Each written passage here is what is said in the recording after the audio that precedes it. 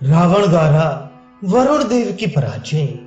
अगस्त्य जी कहते हैं, रघुनंदन, वरुण के भवन में सुरभि नाम की गौ भी खड़ी थी, जिसके थनों से दूध झर रहा था। कहते ही सुरभि के ही दूध की धारा से क्षीर सागर भरा हुआ है। रावण ने महादेव जी के वाहन भूत महावृषभ की जननी सुरभि देवी का दर्शन किया, जिससे शीतल किरणों वाले निशाकर चंद्रमा का प्रादुर्भाव हुआ है। सुरभि से क्षीर समुद्र और क्षीर समुद्र से चंद्रमा का आविर्भाव हुआ है। उन्हीं चंद्रदेव के उत्पत्ति स्थान क्षीर समुद्र का आश्रय लेकर फेन पीने वाले महर्षि जीवन धारण करते हैं। उस क्षीर सागर से ही सुधा तथा स्वधा भोजी पितरों की स्वधा प्रकट हुई है। लोक में जिनको सुरभि नाम से पुकारा जाता है, उन परम अद्भुत गौ माता की परिक्रमा करके रावण ने नाना प्रकार की सेनाओं से सुरक्षित महाभयंकर वरुणालय में प्रवेश किया। वहां प्रवेश करके उसने वरुण के उत्तम भवन को देखा, जो सदा ही आनंदमय उत्सव से परिपूर्ण अनेक जलधाराओं से व्याप्त तथा शरद काल के बादलों के समान उज्जवल था। तदनंतर वरुण के सेनापतियों ने समर भूमि में रावण पर प्रहार किया। फिर रावण ने भी उन सबको घायल करके वहां के योद्धाओं से कहा, तुम लोग राजा वरुण से शीघ्र जाकर मेरी यह बात कहो, राजन, राक्षस राज रावण युद्ध के लिए आया है।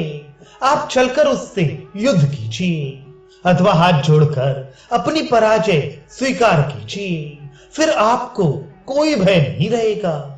इसी बीच में सूचना पाकर महात्मा वरुण के पुत्र और पौत्र क्रोध से भरे हुए निकले। उनके साथ गौ और पुष्कर नामक सेनाध्यक्ष भी थे। वे सबके सब सर्वगुण संपन्न तथा उगते हुए सूर्य के तुल्य तेजस्वी थे।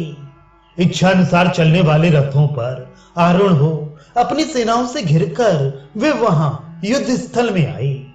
फिर तो वरुण के पुत्रों और बुद्धिमान रावण में बड़ा भयंकर युद्ध छिड़ गया, जो रोंगटे खड़े कर देने वाला था। राक्षस दशग्रीव के महापराक्रमी मंत्रियों ने एक ही क्षण में वरुण की सारी सेना को मार गिराया।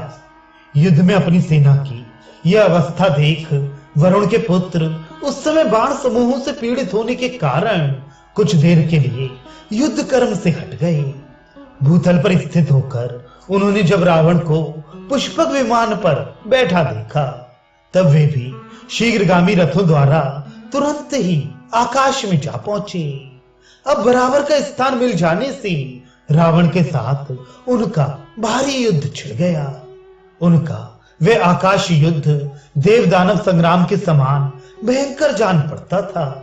उन वरुण पुत्रों ने अपने अग्नि तुल्य तेजस्वी बाणों द्वारा युद्ध स्थल में रावण को विमुख करके बड़े हर्ष के साथ नाना प्रकार के स्वरों में महान सिंहनाद किया। राजा रावण को तिरस्कृत हुआ देख महोदर को बड़ा क्रोध हुआ। उसने मृत्यु का भय छोड़कर युद्ध की इच्छा से वरुण पुत्रों की ओर देखा।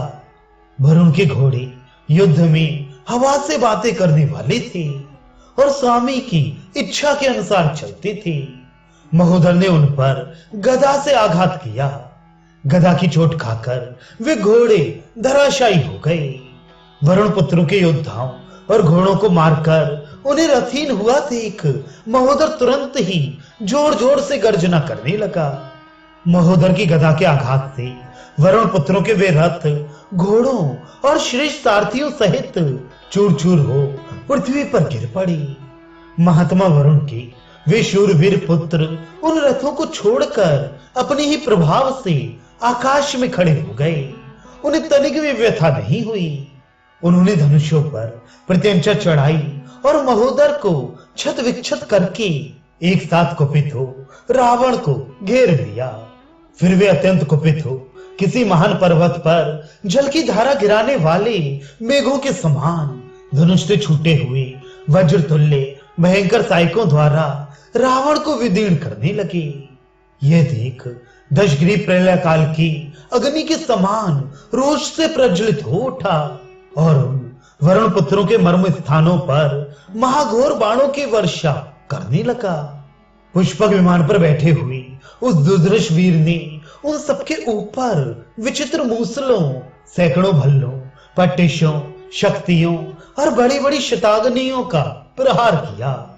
उन अस्त्र शस्त्रों से घायल हो वे पैदल वीर पुनः युद्ध के लिए आगे बढ़े, परंतु पैदल होने के कारण रावण के उस अस्त्र वर्षा से ही सहसा संकट में पड़कर बड़ी भारी कीचड़ में फंसे हुए 60 वर्ष के हाथी के समान कष्ट पाने लगे।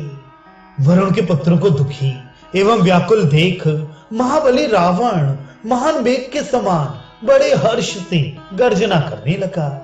जोर जोर से सिंहनाद करके वे निशाचर पुनः नाना प्रकार के अस्त्र शस्त्रों द्वारा वरुण पुत्रों को मारने लगा। मानो बादल अपनी धारावाहिक वृष्टि से वृक्षों को पीड़ित कर रहा हो। फिर तो वे सभी वरुण पुत्र युद्ध से विमुख हो पृथ्वी पर गिर पड़े। तत्पश्चात उनके सेवकों ने उन्हें रणभूमि से हटाकर शीघ्र ही घरों में पहुंचा दिया। तदनंतर उस राक्षस ने वरुण के सेवकों से कहा, अब वरुण से जाकर कहो कि वे स्वयं युद्ध के लिए आए। तब वरुण के मंत्री प्रभास ने रावण से कहा, राक्षस राज, जिन्हें तुम युद्ध के लिए बुला रहे हो वे जल के स्वामी महाराज वरुण संगीत सुनने के लिए ब्रह्मलोक में गए हुए हैं।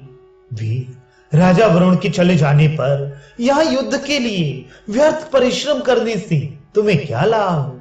उनके जो वीर पुत्र यहाँ मौजूद थे वे तो तुमसे परास्त हो ही गए।